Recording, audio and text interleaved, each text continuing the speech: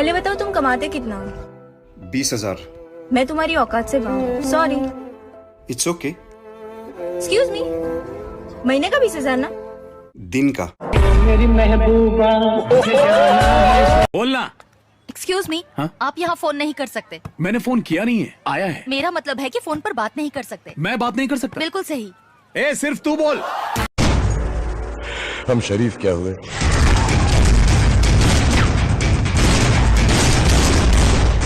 पूरी दुनिया ही बदमाश बन गई। जैसे ही हमला करने के लिए शेर ने मुंह खोला, मैंने शेर के मुंह में हाथ डाल दिया और डालता गया पीछे को निकाल दिया, पूंछ पकड़ के खींची और मुंह को धक्का दिया और मौजे की तरह शेर को उल्टा कर दिया।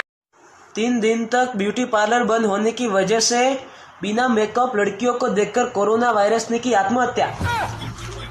साला सपने में भी नहीं सोचा था ऐसी दवाई निकलेगी।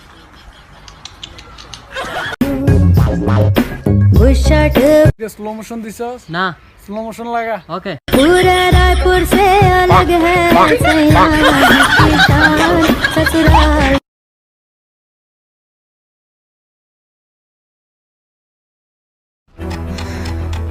ये हॉस्पिटल का नाम क्या है? ये हॉस्पिटल नहीं, लैब है।